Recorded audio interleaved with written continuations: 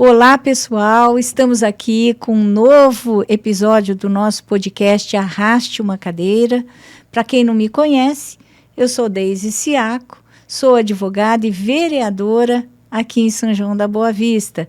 E nós estamos entrevistando vários diretores de departamento, porque nós já apresentamos até o nosso prefeito Vanderlei aqui no nosso podcast, e agora passamos para diretores e toda a equipe de apoio, né, assistentes sociais e tudo mais.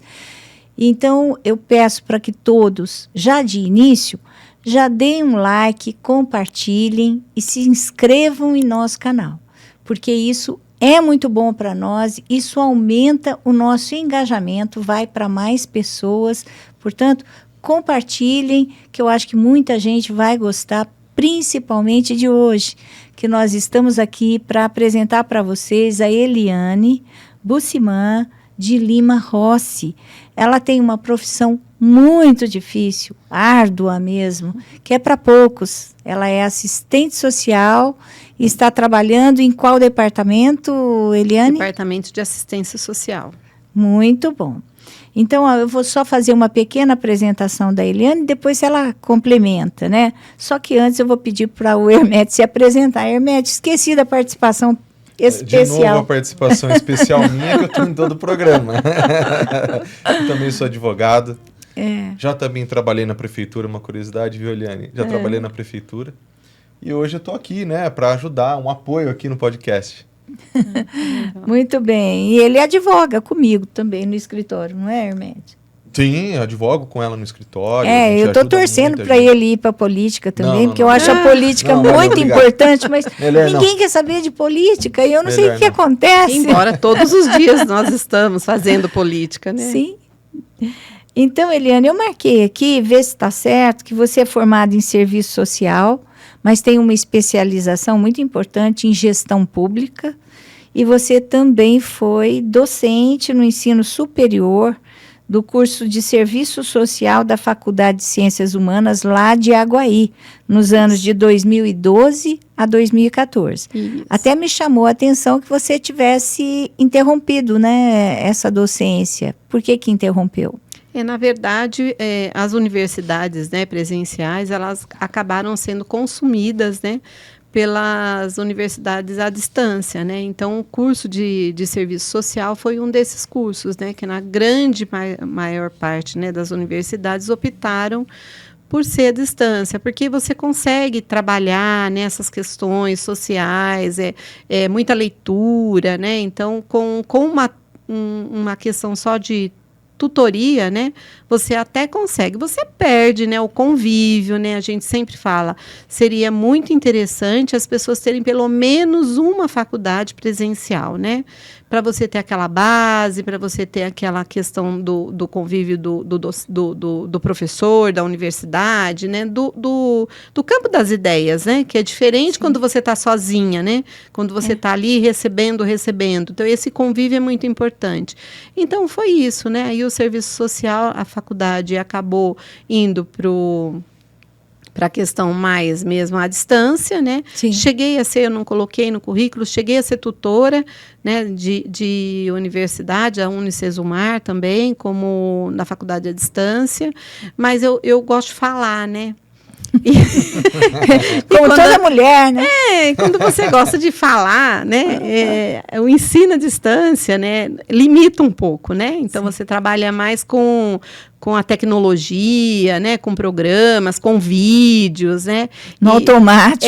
Então você faz vídeos, né? E eu gosto dessa conversa, assim, dessa troca, né? Esse bate-papo. A dinâmica é diferente, né? Quando tá presencial. É bem diferente, né? Porque parece que quando você está fazendo um vídeo para a universidade, parece que você está lendo, né, alguma Sim. coisa, né? Não tem essa troca, né? Uhum. Porque quando você está olhando para o aluno, um olhar dele diferente, você já entende que ele não entendeu aquele, você volta e explica de uma outra forma, né? Ele interrompe, pode perguntar. Pode perguntar, né? E ele pode colocar também, né, alguns anseios dele, e você pode trocar, e essa troca ser benéfica para todo mundo da sala de aula, né?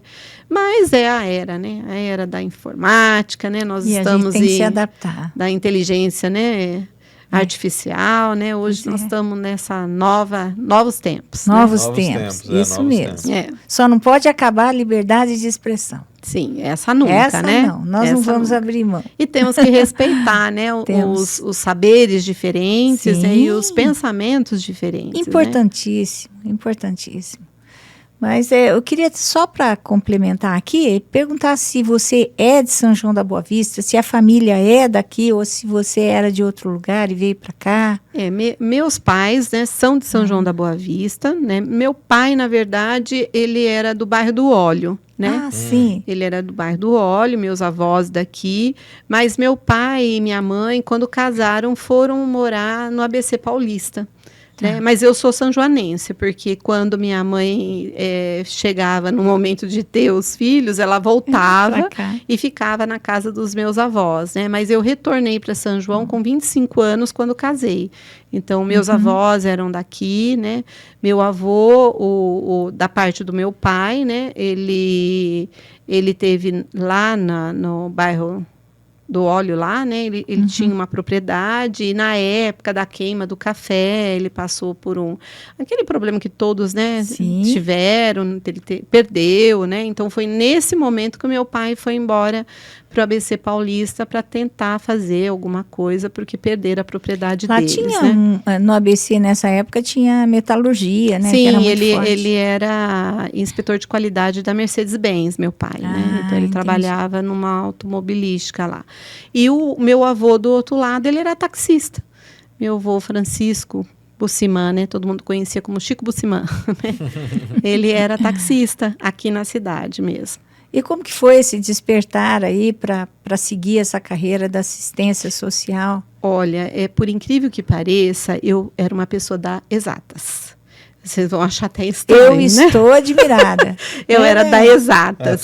Né? Não sabia disso. Eu era da exatas, né? Na minha época, né, a gente fazia, quando fazia a colegial, né, a gente já escolhia, né, se você ia para humanas e se você ia para exatas. E como as minhas melhores notas eram em química, física e matemática, eu fui para exatas. Mas eu trabalhava em RH. Né, eu trabalhava desde novinha, né, naquela época a gente trabalhava mais nova, né, sempre trabalhei com recursos humanos.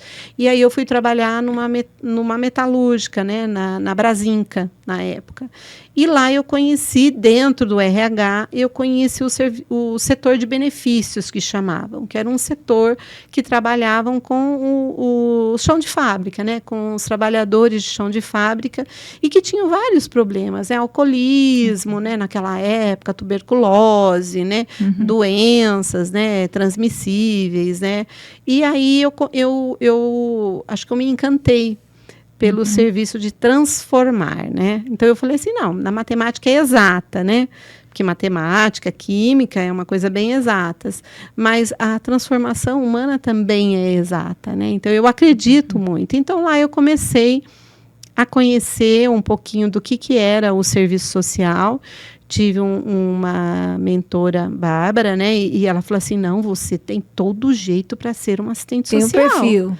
Você tem o perfil. E eu já tinha feito, nessa época, até a matrícula na faculdade de matemática.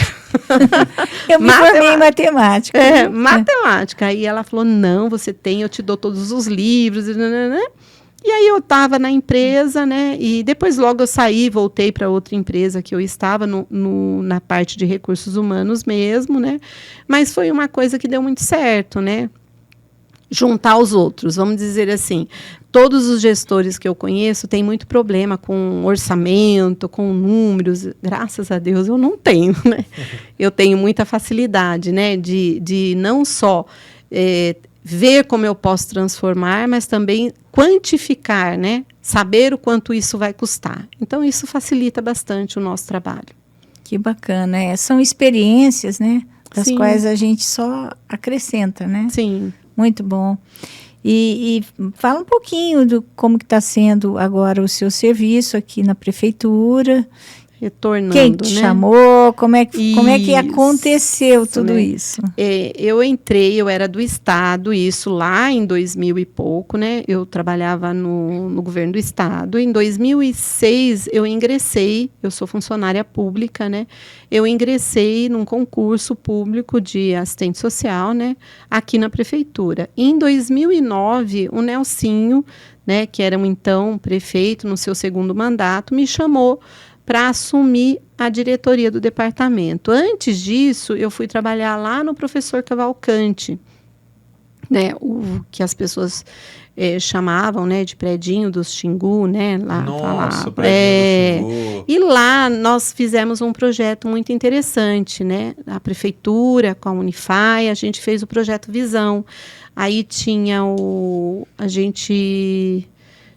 rapaz de audiovisual, eu esqueci o nome dele, que trabalhou com a gente, e lá a gente tinha assistente social, que era eu, psicólogo, pedagoga, terapeuta ocupacional, oficineiras, e qual que era o intuito de trabalhar lá?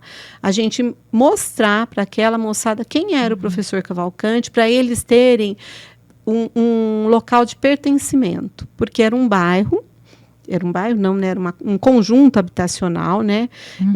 Mal visto, né? Na época, Sim. né? Todo mundo falava, Xingu, Xingu, Xingu, e eu nunca gostava. Eu falei, nossa, professor Cavalcante foi uma pessoa tão importante na comunidade, né? Recebeu um nome de um condomínio onde vai abrigar tantas pessoas, e por quê, né? Sim. Esse nome tão, né, pejorativo.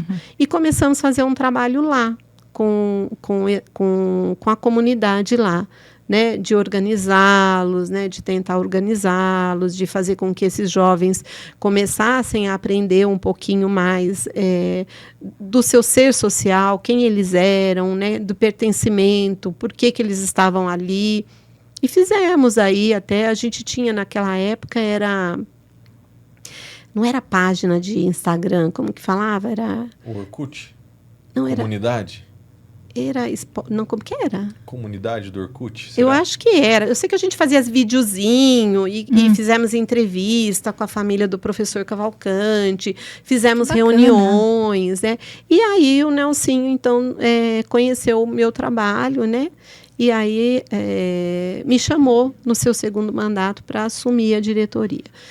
Foi um desafio grande, né? Imagino. Porque você assumir uma política nova, né? O Sistema Único da Assistência Social, né? Ele praticamente nasceu em 2009, né? Assim, teve a LOAS, tudo, mas as políticas, né? Foi em 2004. Então, quando começou, né? A gente estava iniciando o que é esse sistema, né? Como que a gente vai desenvolver esse Sistema Único de Assistência Social no município de São João? Então, aí a gente começou a criar os CRAS, né? Aí a gente criou o CREAS, né? O CRAS, que é a proteção básica, que o sistema, o SUAS, como a gente chama, é uma cópia do SUS. Né? É um sistema voltado para a pessoa, né, em situação, como falam, de vulnerabilidade, mas situação de pobreza ou alguma outra dificuldade, não só renda, né? A gente não trabalha só com a questão de renda. Pode ser emocional. Pode. Hoje a gente tem, assim, uma priorização, né, nas pessoas com baixa renda. Né? Porque a gente entende que aquelas pessoas que fazem seu cadastro único e que recebem o seu Bolsa Família, ela tem essa contrapartida também, né? É de participar de todo um planejamento que a gente faz com eles para tentar fazer com que eles rompam esse ciclo de pobreza na vida deles, né? Então, até você montar tudo isso, formalizar tudo isso e também trazer para a mente das pessoas que mudou, né? A assistência social não é só da cesta básica, né? Ao contrário, né? Nós temos muito mais a ofertar, né? Nós somos aquela rede de apoio que essa pessoa que está numa situação difícil não tem. E aí entra nós, né? Nós entramos por aí, né? Nós somos essa rede de apoio da população menos favorecidas, vamos dizer assim, né? Sim. Mais empobrecidas, né? E aí a gente começa, então, a organizar todo o Sistema Único da Assistência, né? Através de programas, né? Serviços, né? E alguns projetos, né? Então, a gente começa a desenhar né? Como que nós vamos trabalhar essas pessoas? Aí a gente começa a ver quais são as suas dificuldades, são habitacionais, né? São renda, são trabalho, são falta de formação profissional, falta de escolaridade. E aí, hoje, né, a gente tem um setor que chama vigilância socioassistencial que nos traz esses dados, entendeu? Sim, sim. Então, ele diz que dentro hoje, vamos falar hoje, né, da pobreza de São João da Boa Vista, a gente tem uma grande camada que é da idade produtiva.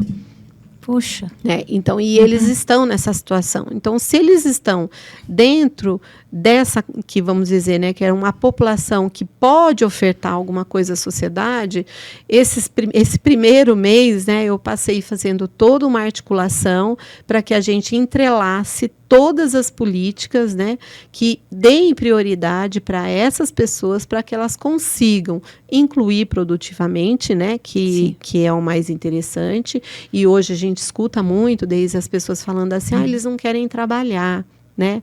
E não é bem assim, entendeu? Hoje quem recebe Bolsa Família, hoje a gente tem uma regra de transição. Então, o que é essa regra de transição? Então, eu arrumei um trabalho registrado, então eu entro numa regra de transição. Eu vou continuar recebendo o meu benefício por 2 anos, até que nós lá, vamos acompanhando essa família, realmente a gente tenha certeza que essa família consiga andar sozinha, né? Então, muitas pessoas, às vezes, eu também, pode que está nos ouvindo, que se recebam o Bolsa Família, falar, eu não posso trabalhar registrado. Não, você deve trabalhar registrado. Você tem essa regra de transição. Você tem essa garantia de 2 anos. Sim, de e depois adaptação. você tem que pensar, que nem falar, tem não sei quantos filhos, os filhos crescem, né? Sim. E a partir do momento que eles crescem, você vai deixar de receber esse pouquinho, né, que você recebe por cada filho, né? Então, não é negócio você se manter no Bolsa Família como uma fonte de renda, né? Ele veio para te auxiliar até que você consiga ter a sua autonomia. E esse trabalho é feito com aquelas pessoas que estão recebendo. Sim, isso com é as dito para elas sim. e reprisado. Sim, a gente coloca para elas, né? Algumas não conseguem, tem muito medo, né? Porque hoje o governo, e lógico que ele tem que ser assim, ele cruza muito dados, né? Sim, então, para evitar fraudes, então mentiras. Tem um cruzamento de dados, assim, às vezes algumas pessoas são... Porque o governo não gosta da mentira. Então, você arrumou o trabalho, você vai lá e informa que você arrumou o trabalho, aí você entra na regra de transição. Agora, se você começa a trabalhar, você não informou, né? Ou você... Olha que informação importante. Você não foi lá no seu cadastro, não informou, ele entende que você está tentando burlar alguma regra. Aí ele te suspende.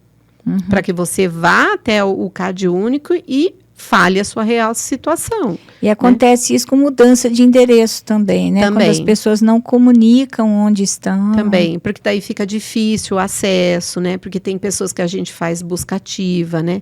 Quando a gente vê que a pessoa está numa regra de transição e está próximo de um bloqueio, o que nós fazemos? A gente vai até a casa da pessoa, vai ver se realmente aquela pessoa, aquilo que está falando, que o cadastro está falando é verídico, né? Para também não deixar essa pessoa desprotegida, né? A gente também tem esse interesse, né? Porque uma pessoa, quando ela fica totalmente desprotegida, ela pode ficar numa situação de rua, por exemplo, e nós não queremos, né? Sim. Eu acho que nem só nós, nem a nossa política, como a sociedade como um todo não quer. Né? Então, a gente tem todo esse cuidado com essas pessoas, né?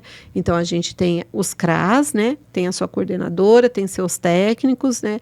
Nós contamos com um programa, né? Um programa hoje é tudo muito interligado, né? Um programa interligado, que é interligado diretamente com o CAD único. Então, a pessoa chega lá, a gente põe o nominho da pessoa, já sabe se ela está no CAD único, se ela está aqui, se ela está no outro... Se ela está no CRAS. Se ela está entre o Brasil inteiro, a gente consegue acessar quando coloca o nome da pessoa, que é um programa bastante bacana, interligado. Então, toda essa montagem, né, ela requer tempo, né? E quer também uma mudança de cultura, né? Uma mudança de cultura onde a gente tenta falar que a cesta básica, por si só, ela não vai ajudar ninguém, né? É muito pouco. É muito pouco, né? Porque você precisa, quando a gente fala, às vezes as pessoas ficam bravas, para pegar uma cesta básica tem que passar no CRAS. Tem que passar no CRAS, porque aquele profissional que vai atender essa pessoa, ela vai olhar a família dela como um todo. Ela ali está olhando se ela tem criança fora da escola. Se ela tem uma criança fora da escola, ela está cerceando o direito dessa pessoa ser alguém, né? Ter algum futuro melhor, essa mãe. Então, a gente tem que trabalhar essa mãe, esse pai, que a criança tem que estar na escola, porque ela está cerceando o futuro do filho dela. Então, a gente já aponta isso. Se tem um jovem que fala muito dos neném, né? Nem estuda, nem trabalha, não é? Tem muitos neném. Se é um jovem que está mais ou menos nessa situação, a gente recruta, entendeu? Para programas que a gente está fazendo essa articulação com o CIE, com o CIESP, onde eu estava com o Douglas do CIESP. Então, a gente vai fazendo essas articulações para quê? Para que esse menino seja recrutado por nós. Né? Por nós, e não por uma outra vertente, né? Sim, então, a gente está muito antenado com esses jovens, né? Porque a gente sabe que o outro recrutamento, ele talvez é mais fácil, mas também a durabilidade daquele indivíduo é menor, né? E a gente trabalha isso muitas vezes na família também, porque a família, como ela é muito carente, né? Como ela tem muita dificuldade de recurso, aquele dinheirinho que entra, ela meio que fecha os olhos para aquele dinheiro que está entrando. Sim. Então, o nosso trabalho é mostrar para aquele pai, para aquela mãe, que aquele dinheirinho que está entrando pode custar a vida do filho deles, né? Que esse filho pode não chegar a 21 anos, a 24 anos, né? Ele pode ter caminhos e que ela não vai poder ter uma convivência maior com esse filho. E tem surtido bastante resultados, a gente tem conseguido, a gente fala assim, 100% disso, não vamos conseguir. Não existe. Né? Não existe em nenhuma área, né? Então, você pode ter na área da saúde, você tem 2 pessoas que estão doentes com a mesma doença, um pode se salvar e o outro não, né? Não sabemos, né, quais são os pontos, né? Mas a gente não consegue. Mas o nosso esforço é sempre para que a gente faça com que essas pessoas saiam desse ciclo de pobreza. É impressionante. Eu queria ter uma dúvida se já aconteceu de vocês pegarem alguém que fraudou algum dado, alguma informação, teve esse benefício cortado, ou se por acaso teve alguma outra consequência mais grave de ter que, por exemplo, ser responsabilizado, ter que devolver esse dinheiro. Já teve pessoas que tiveram que devolver. Pessoas que fraudaram, né? E tipo assim, eu não estou trabalhando e tá lá, né? Porque hoje eles conversam, né? Conversam, os sistemas conversam, né? E a gente chamava e a pessoa falava, não, porque é autodeclaratório, né? Então a gente falava, olha, tá falando que você tem uma renda. Não tenho, porque o governo dá a chance, né? Então, ele suspendeu, e aí a pessoa tem que ir no CRAS. Aí a pessoa, se ela falar assim, não, realmente, eu estava trabalhando, né? Eu esqueci de vir aqui, nós vamos fazer um relatório, uma justificativa, e provavelmente essa pessoa não vai ter que devolver. Mas aquela pessoa que a gente chama, porque tem um sistema, a gente coloca lá, fizemos a entrevista no dia tal, ela continua dizendo que não está trabalhando. Foi orientada, e ela continuou falando que não está trabalhando, aí logo vem, né? Aí bloqueia a CPF, aí fica com uma dívida ativa, e o governo, você sabe que ele rastreia. Sim. Né? Sim. Aí o primeiro pagamento é recolhido, né? Aí a pessoa às vezes fica um pouquinho nervosa, vai lá e tentar, né, agredir a gente, né? Fica, mas são situações que eles se colocam, né? E a gente orienta, olha, se você estiver trabalhando, você fala, porque daí você não vai ter que devolver o dinheiro. A gente vai justificar, você entra na regra de transição e não tem que devolver. Mas se você continua tentando burlar as regras, aí a consequência virá. A consequência. E até a gente traz esse assunto, né, Eliane, porque quem está fazendo isso e sabe que está fraudando, ele acaba prejudicando alguém que precisa, que realmente precisa daquilo. Sim, hoje nós temos na lista de espera, né? Porque todo município tem uma cota, né? O Bolsa Família, ele não é assim, quantas... Não, é todo mundo, o governo, como nós, né, do município, a gente tem um recurso financeiro limitado, né? Todos têm. Então, hoje nós temos, né, 2.800 famílias no CadÚnico, mas nós temos na base 3.100 que poderiam estar. Então, o que nós estamos fazendo? Pegando essas 2.800 famílias, vendo se realmente elas têm esse direito. Por quê? Porque nós temos 200 e poucas que estão esperando para entrar. Né? Então, quando eu estou recebendo inadequadamente, eu posso estar deixando alguém que realmente precisa sem receber. Né? E aí é esse trabalho que a gente está fazendo. Né? A gente está... É um trabalho difícil, né? Não é um trabalho fácil, não.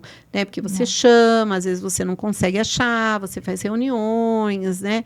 E não consegue encontrar essas pessoas, ou muitas vezes elas mudam. Não fornecem, né? E não fornecem um novo endereço. Então, e a gente tem toda a cautela, né? Porque não somos nós que suspendemos, né? É o governo, né? A gente só informa. Né? Achamos, não achamos, né? Tá lá, não tá. A nossa parte é informar, e é o governo federal que suspende. Então, nós fazemos esse trabalho, sim. Geralmente, essa assistência, né, que vocês prestam para a população, geralmente é a população que vai atrás de vocês. Ou tem algum outro serviço social que vocês acabam indo até a população e percebendo que eles precisam daquele auxílio, daquele apoio? Geralmente a gente tem uma parceria muito grande com a educação e com a saúde, né? Então, às vezes, aquela pessoa que não chegou até a gente ainda, né? Que a gente não tem conhecimento que ela está numa situação de vulnerabilidade, mas aí a saúde atendeu no posto de saúde, né? O que nós estamos tentando, né? Restabelecer esse fluxo, né, de troca de informações, né? Então, se a saúde viu que tem alguém ali que está numa situação vulnerável, ela já avisa, né, o departamento de assistência, e aí a gente já vai, que é o que a gente chama de buscativa, né? Nós vamos fazer a visita, vamos conversar, vamos apresentar nossos programas, né, nossos projetos. Nós estamos estamos retornando, né, ao programa Criança Feliz, porque a primeira infância é muito importante, né? Já ficou aí que... Esse acolhimento.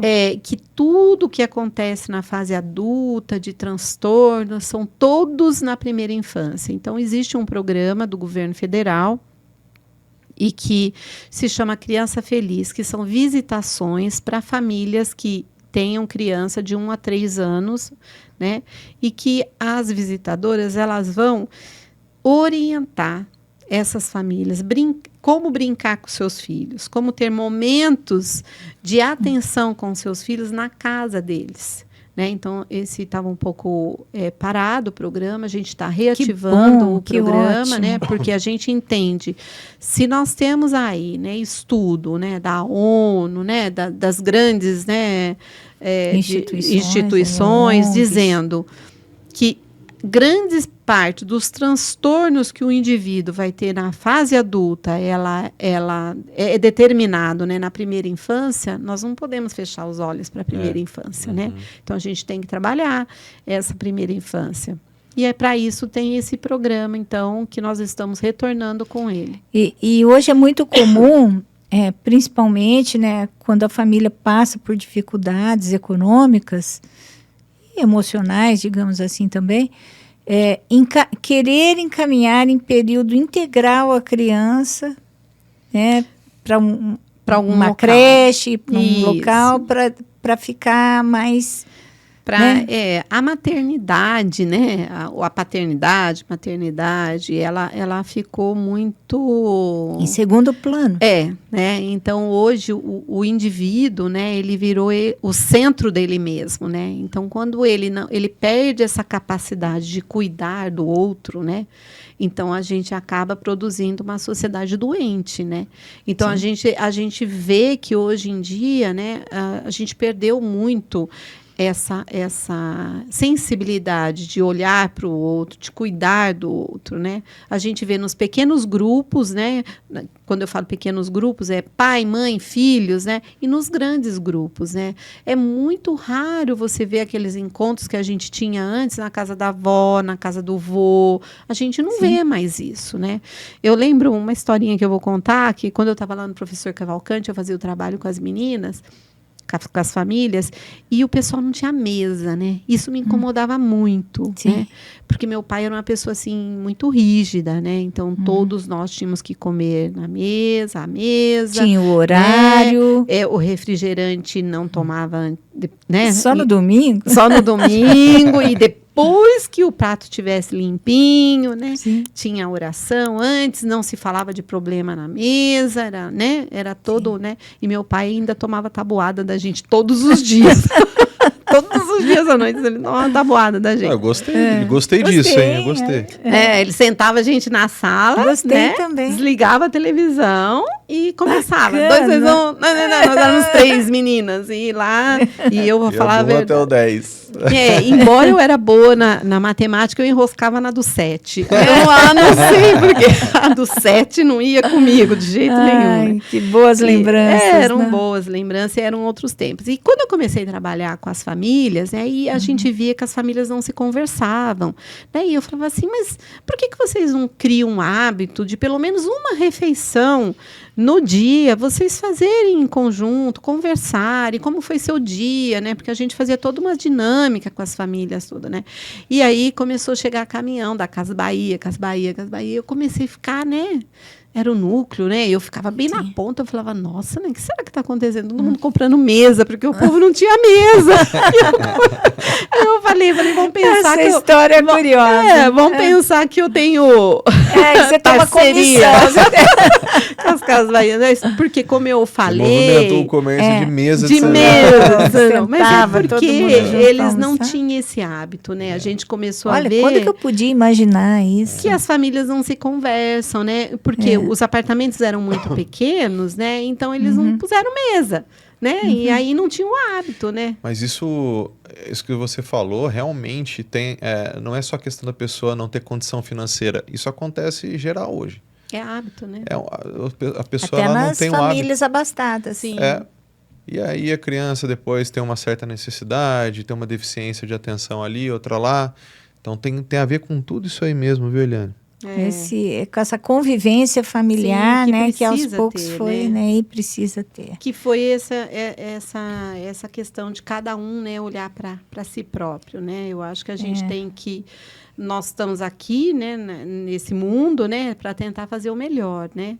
Nem sempre a gente consegue, né? Mas a gente busca, né? É o que nossa busca. É o que a gente vai atrás. É. Você falou que tem outros programas também, né? Tem o Criança Feliz, achei espetacular. E tem elas, né? Com elas. Nós estamos nos aproximando. São João da Boa Vista, existem alguns grupos, né? Que já estão formalizados, né? De mulheres, né? Então, a gente tem o CREAS, que faz um trabalho com mulheres, né? Também. Mas nós temos grupos espontâneos, né? Então, nós estivemos essa semana conversando com um grupo que ele é intitulado Com Elas, né? Que faz roda de conversa com mulheres, né? Muito bom. Conversam com as mulheres, têm lá o seu período, eles ofertam até algumas atividades de capacitação profissional, de orientação profissional também, né? Até tem um atendimento psicológico quando a mulher está precisando, porque às vezes, né, hoje o mundo está muito complexo, né? Muito. E às vezes a gente tem uma dificuldade, como lidar com meu filho, como lidar, né, com uma situação diferenciada na minha casa, com o meu marido. Então, a gente tem esse grupo, né, Com Elas. A gente tem um outro grupo também que chama BAC Mulher, né, que trouxe uma BAC metodologia. Mulher eu não conheço. É através de música, né? É de música afro, né? Ela trouxe, acho que... Eu não sei se é de Recife, ela trouxe essa metodologia, existe uma metodologia, e essas mulheres se reúnem, de vez em quando elas vão na praça, cantam. Então, a gente começou a conversar com esses grupos para nos unirmos, né? eu acho, para a gente nos fortalecer. Tem o 7 Estações também, que é um grupo LGBT. Nós tivemos a primeira conferência aqui em São João LGBT também, que é voltada para direitos sociais também, a gente conheceu. Então, nós estamos tentando trazer todos esses grupos, né, para compor junto com o poder público, né, porque sozinho a gente não consegue. A gente precisa da sociedade civil, a gente precisa das igrejas, a gente precisa da população, a gente precisa do legislativo, né, a gente precisa da comunicação, a gente precisa de todos, né, para que a gente realmente faça essa transformação que tanto a gente anseia, né? Porque acho que todos, né, quem é da comunicação também quer se comunicar, né? E quem está lá no legislativo também é para fazer a diferença também na vida das pessoas. Mas é claro, eu estou à disposição. Como vereadora. É muito importante. Quando você falou também que é preciso muita atenção dos pais com as crianças, o que é que estão fazendo, eu me lembrei de uma coisa que ficou marcada na minha profissão de advogada, quando eu fui fazer uma defensoria pública, né, gratuita, e assim, eu era já advogada particular, mas o juiz me chamou, porque não tinha ninguém ali no momento, e ele entrevistou 2 crianças, um menino e uma menina, mas eles eram muito pequenos, e eles estavam sendo, assim, abusados por um vizinho na zona rural. E aí o juiz perguntou, mas vocês iam até a casa deles? Sim, nós íamos. E por que vocês iam até a casa deles se vocês iam passar por isso, né? Eles eram pequenos, tinham uns 5, 6 anos de idade. Eles diziam, porque eu tinha que buscar açúcar, eu tinha que buscar arroz. Então, é muito importante, quando você falou, olha, a gente tem que saber da onde está vindo o dinheiro, ou da onde está vindo um presente. Sim. Quando você está falando com criança, e até com jovens. Sim, e é esse tipo. Porque eles são cooptados. E às vezes parece, falar assim, mas é uma orientação boba. Não é uma orientação boba, né? É uma orientação que você, às vezes, conversa com aquela mãe, com aquele pai, que nem no Criança Feliz, as visitadoras vão lá, vão brincar com aquela mãe, às vezes alguma coisa que ela percebe, ela vai tocar no assunto com a mãe, e aí a mãe vai ficar mais atenta, né? Porque, às vezes, as pessoas que têm, assim, uma condição mais frágil, ela tende a achar que todo mundo é amigo, né? E não é, né? Hoje o mundo está muito perverso, né? Hoje a gente tem pessoas que você olha e você fala assim, nossa, né? Essa pessoa é tão boazinha, né? E que você, de repente, descobre uma coisa dela que você fala, nossa, né? Então, a gente tem que tomar muito cuidado. É a pessoa que conhece a família, conhece a rotina, está dentro da sua casa. Isso, né? É porque quem faz mal não é os de longe, né? É os de perto, são os né? Que estão mais São os que estão mais perto da gente, né? Então, e para você, às vezes, que nem quando a gente fala de abuso sexual, né? Ou qualquer outro tipo de abuso, é um caminho muito longo, né? Como eu tenho um pouquinho de experiência, né? Não vou falar a minha idade, mas eu tenho um pouquinho de experiência. Também não vou contar a minha. Não vou contar, não. Né? Mas teve uma situação que eu trabalhava num local e que a pessoa que trabalhava com a gente, né? Que trabalhava no mesmo local com a gente, as filhas dessa pessoa veio trazendo uma notícia de que o pai abusava, né? As meninas, né? E aí a gente começou a tentar trabalhar isso com a mãe, porque as filhas pegavam 14, 15 anos e iam embora. Iam para São Paulo, iam morar na casa da tia, e nós começamos a achar aquilo estranho. E ela era colega de trabalho, e aí nós começamos a conversar com ela. Você não acha que está acontecendo alguma coisa estranha na sua casa, né? Sim. É só as meninas pegarem uma certa idade, elas vão embora, e não é um trabalho fácil, né? A gente trabalhou, né? Nessa época eu trabalhava com a Carmen Ruiz, uma psicóloga, né? Saudosa, falecida já, né? E que me ensinou muito, né? E nós demoramos, acho que uns 6 meses para cair a ficha da mãe. Olha, que interessante. O que estava acontecendo dentro da casa dela. Né? Então, a gente tem... O ser humano, né, ele tem a tendência, né, de negação, né? Uhum. A negação. De não querer aceitar aquela realidade. Né? De não querer ver. E o nosso papel ali é mais ou menos tirar essa venda, né? Das famílias. Virar a chavinha. Virar a chavinha para elas verem, né, o que está acontecendo e que elas podem ter uma vida melhor, né? E com o pessoal que vai para dependência, né, química, de drogas e tal, é muito difícil lidar com esse pessoal? Os jovens, principalmente, fico muito preocupada com isso. É difícil. Nós temos, né, aí um sistema da saúde, né, porque o usuário, né, é uma doença, né, é uma compulsão, né, mas tem muitos que ficam para nós, que são aqueles que estão em situação de rua. Né? Essas pessoas a gente busca trabalhar, né? Então a gente hoje, né, nós estamos remodelando o serviço, né? Todos os nossos serviços, né, com a implantação do Sistema Único da Assistência, ele é tipificado, né? Então ele tem normativa. Então a gente não pode trabalhar como a gente quer, né? Tem as normas que a gente tem que trabalhar. E, às vezes, essas normas parecem duras, né? Porque vai falar, não são muito flexíveis. Não, nós estamos aqui representando o Estado, e o Estado quer solução, né? E solução, muitas vezes, é um remédio amargo. Sim. Né? E que a gente tem que dar esse remédio amargo, né? Então a gente está reformulando esse trabalho, né? Então antigamente dava-se marmita, hoje a gente só dá para aquele que realmente vai. Eu ia tocar nesse assunto. Hoje a gente dá para aquele que realmente quer a transformação, entendeu? Aqueles que estão de passagem, a gente não acolhe, né? Porque às vezes você fala, mas coitado, né? A pessoa vai, não, a gente dá um kit que a gente fala, é um suquinho, uma bolachinha, né? Até para obrigá-la. E aquela pessoa que vai no ônibus, né? Então ele vai tomar um ônibus, vai tomar um banho, ele vai trocar roupa, a gente entra em contato com a cidade próxima dele, né?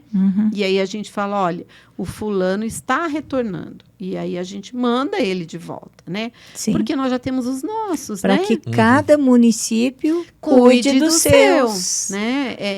Esse é o intuito, né? Sim. E os nossos, aí a gente faz todo também um plano de vida com eles, né? A gente sabe que tem recaída, a gente sabe. A gente respeita as recaídas, né? Mas eles têm que ir no CAPS AD, né? Quando é droga, eles têm que participar de lá. Eles vão daí participar na nossa casa de passagem, que é a Casa Rosa, né? Que todo mundo fala, né? Aí o albergue, você está dizendo? Não? O albergue, mas que chama Casa de Passagem. Tá. O antigo albergue, ele ficava lá no Perpétuo, na proximidades do Perpétuo. Agora Sim. é na Casa Rosa. Aqui embaixo no centro. Aqui embaixo, isso. E nós estamos reestruturando. Porque o que nós pensamos, né? Hoje, ali na Casa de Passagem, então, por exemplo, chegou uma pessoa que está passando, ela vai dormir lá, nessa Casa de Passagem, e tem aquele que está fazendo o atendimento no CAPS AD, que está tentando sair, que também dorme lá. O nosso projeto, né, é que é tudo tudo envolve recurso, né, e um tempo, né? Sim. O nosso projeto é fazer uma casa terapêutica. O que seria essa casa terapêutica? Aquela pessoa que está lá no CAPS AD, que está fazendo o seu tratamento, que está lá, ele vai para essa casa, que ficam até 10 moradores, mas tem tutor lá dentro. Ele vai já começar a fazer sua comida, tipo de uma república. Ele já começa a fazer com atribuições. Ele já começa num processo de ressocialização nessa casa terapêutica, porque ele está buscando o seu tratamento. O outro, nós vamos diminuir a casa e vai ser a casa de passagem, entendeu? Ele vai ficar e vai para onde ele quiser ir, né? Onde ele mora, né? Ele não é daqui de São João, não tem raízes daqui de São João, ele não vai ficar aqui em São João. Parece duro, né? Mas é a solução duro que se tem para que se organize, né? Exatamente, porque você não pode ficar acolhendo todo mundo, né? Porque eu não tenho perna, né? Não tenho pernas para acolher todos que passarem, né? Que passarem por São João, não, eu vou cuidar, eu vou tratar. Sim, aqueles que até querem, a gente começa o tratamento, mas manda para onde ele tem familiar, que ele precisa da rede de apoio. Porque se ele não tiver a rede de apoio, pode acontecer que ele caia novamente, né? Nós também pedimos para o governo do estado, nesse período de últimos 4 anos, eu fiquei emprestada para um órgão do estado, órgão regional da assistência, e lá eu conheci o programa do COED, da Coordenadoria de Álcool e Droga, que é uma coordenadoria que ela atua junto. Então, ela atua assistência e saúde junto. Então, não nos mesmos moldes, né? Porque lá é uma coordenadoria, né? Como se fosse um departamento que funciona junto, nós não temos pernas, mas as ações nós vamos começar a fazer juntas, né? Nós, assistência e saúde, em conjunto, para que a gente atenda aquela pessoa que muitas vezes tem residência, mas os pais já desacreditaram, porque a gente sabe que quando a pessoa entra na drogadição, vem a mentira. Sim. O caráter fica um pouco vulnerável, corrompido, né? Então ele mente para conseguir o que ele quer, ele seduz, ele muitas vezes usa de agressão, usa até de agressão física, e aí muitas vezes a família não quer por perto, né? A gente nem culpabiliza a família, porque ela também precisa de proteção. Então a gente vai começar com esse trabalho, né? E daí também aproximar essa família desse cidadão através das casas terapêuticas, né? Porque é difícil você, às vezes, acreditar na mudança da pessoa se a pessoa reincidiu 8, 9, 10 vezes. A gente entende a fragilidade da família. Mas nós entendemos que todo mundo pode mudar. Basta virar a chavinha. E aí, uns viram rápido, outros não tão rápido. E a religião ajuda nessa parte? Ajuda muito, né? A religião, eu acho assim, né? Você ter você ter o seu centro, o Deus, né? E não eu, né? Você colocar Deus no centro das questões, a fé, né? A esperança, né? Ela vem da religião, né? A religião é muito importante, sim. Acho que para todo ser humano, né? A família seria fundamental, mas nem toda família tem uma estrutura, né? Sim, mas a fé, ela está acessível, né? E os tratamentos, né? Eles têm muita dificuldade de aderir aos tratamentos. É porque é uma mudança, que nem as pessoas falam assim. Eu muitas vezes me peguei pensando, falei, gente, mas a vida na rua é tão difícil. O que atrai? O que atrai essas pessoas para uma vida nas ruas, né? Então, eu tive uma estagiária, né, de Aguaí, né, que ela fez uma vivência, né? Ela foi ficar no albergue, ela foi conversar com eles nas ruas, ela foi até em São Paulo, né, conversar com as pessoas, né? E nesse artigo, né, eu era orientadora dela, nesse artigo que ela fez, ela colocou lá, você vê como a gente aprende, né? Muito demais. Né? Ela colocou lá que a maior parte das pessoas desacreditou do sistema. Entendeu? Não adianta eu fazer nada porque eu não vou sair da pobreza. Não adianta eu fazer nada porque sempre vão me ver pelo meu erro, né? Então a pessoa, às vezes, ela se sente rotulada, ela mesma se sente culpada de alguma coisa que ela fez e ela entende que a sociedade rotulou ela e ela não consegue sair daquela culpa que ela tem, né? Então, por isso que muitas vezes, né, nós temos... Tem uma punição que ela se dá, né? Ela punindo por ela ter feito alguma coisa que ela entende que é errado, né? Aí eu te falo, entra a religião, né? Na questão da libertação, né? Na questão do amor, na questão de falar de Jesus, de falar do amor de Deus, de falar, não, Jesus te ama, né? Aí começa esse trabalho de libertação. Nós, muitas vezes, aqueles que têm condições, buscam um terapeuta, né? Vão num terapeuta, conversam das suas dores, resolvem as suas dores, né? E essas pessoas, muitas vezes, não têm essa oportunidade, né? E aí... Quando você fala da importância da religião, a religião é muito importante bem neste ponto aí. Muito bacana. Vai, Hermete, faz uma pergunta aí. A gente falou... nossa convidada. A gente falou, né, de coisas importantes. Você falou do pessoal que está lutando contra as drogas, alcoolismo, o pessoal da Bolsa Família. Dos principais serviços, né, que vocês prestam lá na assistência social, além desses que eu falei, quais mais você... estaria aqui? A gente tem o PAIF e o PAEF, né? O PAIF, né, que é o Programa de Atenção à Família, que é esse que eu comentei um pouquinho antes com vocês, que a gente faz um plano de atendimento para a família, né? Mas aí é um plano onde a gente vai acompanhar essa família. Esse plano é descrito, entendeu? Aonde a família coloca os seus anseios, seus sonhos, né? Porque todo mundo tem sonho, né? Todo mundo tem desejos. E nós vamos orientando como que eles vão chegar mais próximo desse sonho possível. E também tem uma historinha, porque eu gosto de historinha. Pode contar. Tem uma historinha. Aí a gente fazia um trabalho, né? Era a Dona Ofélia, nossa diretora, né, assistente social, né, muito competente, a Dona Ofélia. E nessa época nós trabalhávamos era um programa do governo que chamava Fortalecendo a Família. E nós tínhamos esse acompanhamento com família, e era antes do SUAS, do sistema, né? E a Dona Ofélia já trazia essa importância de trabalhar com a família, né? E a gente fazendo esse trabalho com famílias, a gente tinha reuniões mensais que a gente trazia convidados, né? E nós fizemos uma dinâmica com aquelas famílias, né? E falamos, qual é o sonho de vocês, né? A gente perguntou, e todo mundo queria ser patrão. Quero ser patrão, né? A gente escutava muito isso, quer ser patrão. Nós levamos um empresário para ele contar o dia a dia dele. Né? Aí ele foi, contou. No mês seguinte, a gente colocou.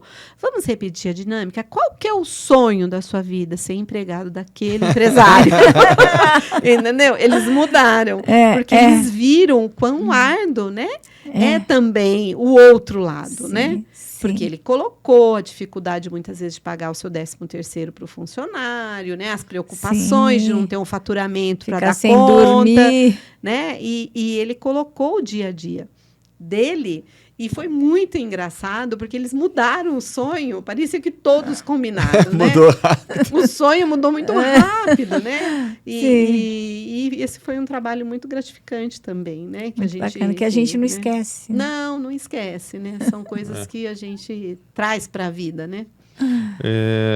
Eliane, você ficou na segunda gestão do Nelsinho e retorna agora, né? Nessa terceira gestão do... Eu fiquei na segunda gestão do Nelson e nas duas do Vanderlei. Nossa. 12 anos. Então deu esse ato aí de 4 anos. Chegou no que eu queria te perguntar. 12 anos na gestão. Chegou no que eu queria te perguntar. Eu tenho uma... Eu não vou dizer amiga, né? Mas assim, eu conheci uma pessoa que eu achei extraordinária, né? Pelo trabalho que ela desenvolve, pela visão que ela tem de gestão pública, de desenvolvimento, é a Amélia Queiroz. Grande parceira. E eu fiquei apaixonada pela Amélia, faço questão de falar. E uma coisa que me chamou a atenção, como você citou, os dois grandes prefeitos que nós tivemos, né, Nelsinho Nicolau e Vanderlei, e que agora o Vanderlei voltou, ela dizia assim, são pessoas que amam São João da Boa Vista. Sim. O que eles fazem aqui por São João é com muito amor. Inclusive citou o Beraldo, inclusive citou o Paulo Merlim. E me desculpe, Amélia Queiroz, se você estiver ouvindo, e eu me esqueci de citar outras pessoas. Que eu achei muito bacana ela citar essas pessoas que são amantes da nossa cidade, né? Que fazem tudo para ver São João progredir. E então agora eu queria chegar nessa pergunta. O Vanderlei, para você, como é que você vê o Vanderlei como administrador, como gestor? Ele faz a diferença? Como é que é? Sim, o Vanderlei ele tem essa sensibilidade de olhar, né, para a população e ver o que realmente a população precisa, né? Então ele não é só um administrador, né? Quando a gente estava falando um pouquinho antes, tem diferença do simplesmente daquela pessoa que vai administrar algum departamento ou algum setor e aquela pessoa que vive aquilo que faz, né? O Vanderlei, ele respira São João da Boa Vista, ele vive São João da Boa Vista. O Nelsinho nem se fala, né? O Nelsinho desde acho que ele foi o o vereador mais novo de São João, né? Então, desde a mocidade dele, ele vive São João da Boa Vista. Então, o Vanderlei é um grande homem público, né? Que tem um amor incondicional por São João da Boa Vista, fala com muito orgulho, como todos nós temos muito orgulho da nossa cidade, né? Sim. Da nossa terra, né? E o Vanderlei, ele é um gestor que nos deixa trabalhar, né? Então, quem trabalha com Vanderlei sabe que nós podemos atuar, a gente leva respostas, ele é uma pessoa assim, muito aberta, né? E eu trabalhei, a Amélia, nem vou falar, porque nós fizemos projetos de capacitação profissional juntas. Puxa, isso é muito importante, hein, para a gente falar um pouquinho sobre isso. Esses é imprescindível projetos. na cidade. Na época, quando ela e o Nelsinho estava montando o Distrito Industrial, né? Sim. Quando eles começaram a trazer, nós fizemos um grande programa de capacitação profissional envolvendo o pessoal do CadÚnico, né? Onde tinha um banco de talentos, né? Que era lá na Agência de Desenvolvimento, né? Que ficava junto com o CIESP, né? Aonde todas as empresas mandavam as suas vagas lá e falavam assim, olha, vai vir uma empresa de metal mecânica. Então, aí a gente lá pegava, então, quem que vai mandar? É o Senai que vai fazer? É o Senai. Quem que nós vamos? Aí a gente selecionava das nossas famílias atendidas, encaminhava para lá e essas famílias faziam um curso e já saíam empregada. Por quê? Porque tinha uma pessoa lá no Banco dos Talentos, que era uma assistente social, né? Que ficava lá e a gente falava, olha, a Bruna, a gente falava, Bruna, a gente precisa empregar essa família. E ela falava, não, vamos arrumar um emprego para essa família. Então, a gente tinha esse trabalho muito conjugado, né? E foi isso que eu fui lá ontem falar na Ciesp, né, com o pessoal, que a gente quer voltar essa integração com o pessoal do PAT, ainda não consegui falar, vou falar também, né? E a gente quer voltar a fazer essa integração, porque a gente... eu acho assim, as pessoas falam, quem recebe Bolsa Família não quer trabalhar. Eles querem, sim, eles querem oportunidade. Nós precisamos dar essas oportunidades para eles, né? Que bacana. E não é só em cima de currículo, né? Que você. Não. A Bruna, nessa capacitação envolve muito mais. Porque a agência de talento, a gente começava assim, que nem esse curso que nós vamos começar com jovens, jovens e adultos, né? Que é o meu emprego.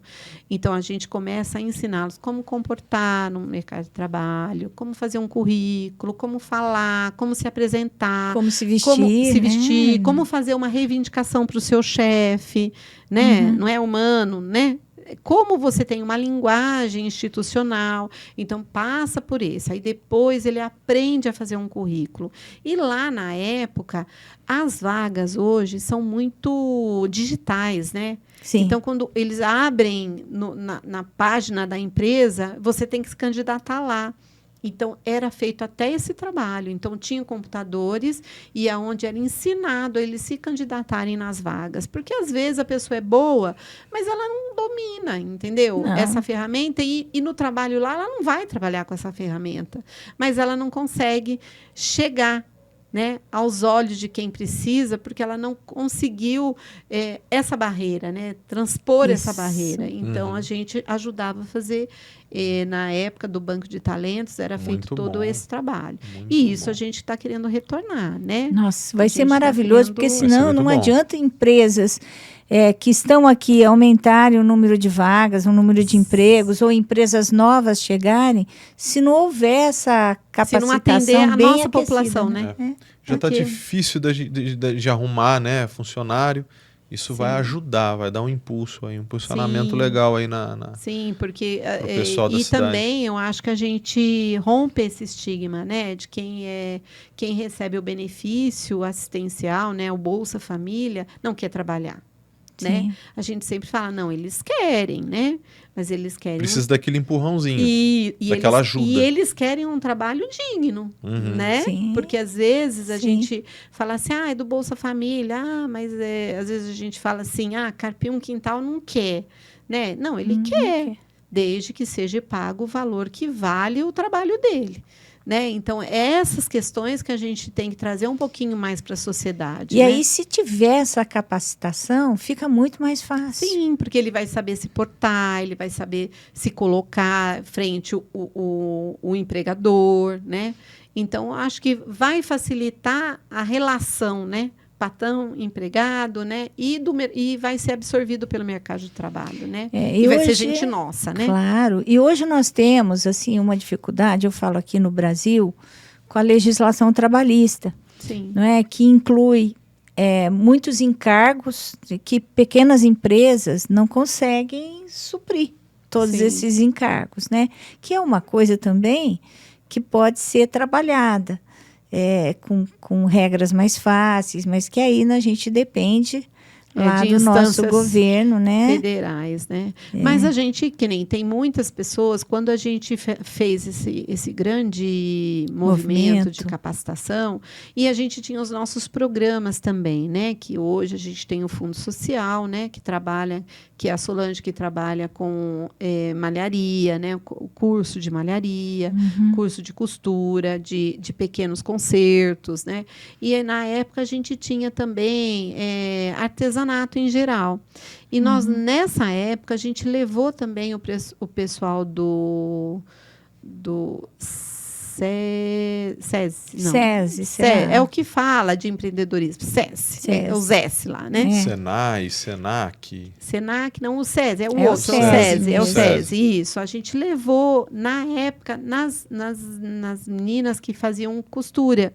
A gente levou para mostrar para eles como que era ser empreendedor.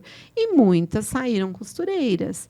Que muitas bacana. foram absorvidas para o trabalho aí pelas confecções, né, que na época tinha em São João da Boa Acho que a gente Vista, tem né? até Sumai até hoje. Tem, mas antes tinha um pouquinho mais, né? E foram absorvidos, né, por esse mercado de trabalho, em onde elas iam, pegavam as costuras para fazer, mas eram autônomas, né? Elas podiam fazer na casa delas, né? Se tinham filhos pequenos, podiam continuar com a rotina delas, mas podiam ganhar o dinheiro delas. Então, isso também gerou, né? Isso não é muito foi bom. só o emprego formal, né? Então a gente abre o leque. Nós fizemos cursos de design de sobrancelha. Hoje a gente tem gente no mercado aí. Fizemos curso de cabeleireiro. Hoje nós temos mulheres com salão de cabeleireiro.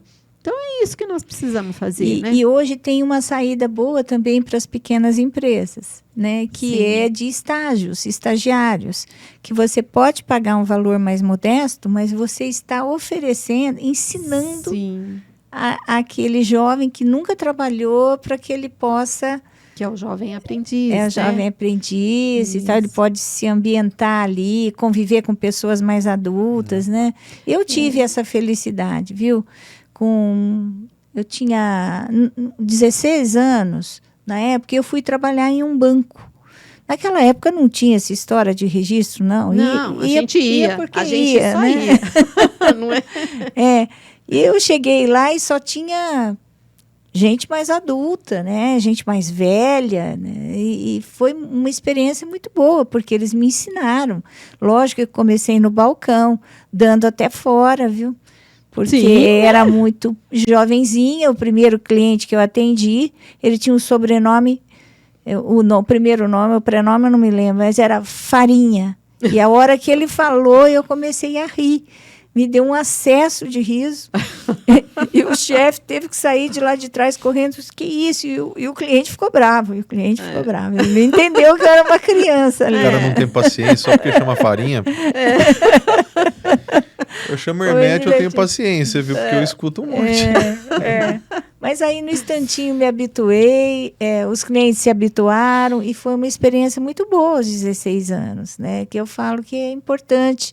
Sim. Não tem essa, a gente tem que começar cedo para pegar um embalo e aprender com os adultos. Né? E o jovem aprendiz, a gente tem bastante, tem colocado, né, bastante jovens, e agora a gente com essa parceria do CIE, a gente pretende colocar mais jovens, aí no mercado de trabalho. O Senac tem sido um parceiro também da gente, a gente não pode esquecer de falar, né?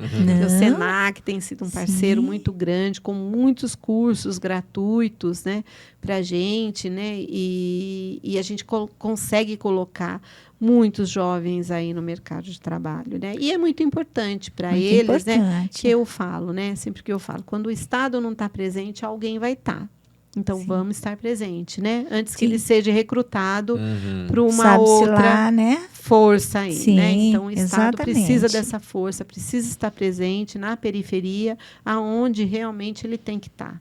E nós aqui já vamos até deixar bem claro aqui para você e para quem estiver nos ouvindo, que no nosso escritório de advocacia, Modesto, tem, né, nós temos, é lógico, advogados, estagiários, mas a gente está aberto também para estágio para esses ótimo, jovens, né? que queiram aprender, queiram vivenciar, porque muitas vezes tem um sonho, né? Eu quero fazer direito, mas não sabe como é que o dia a dia é, não é? Às vezes é uma pequena coisa, é um atendimento,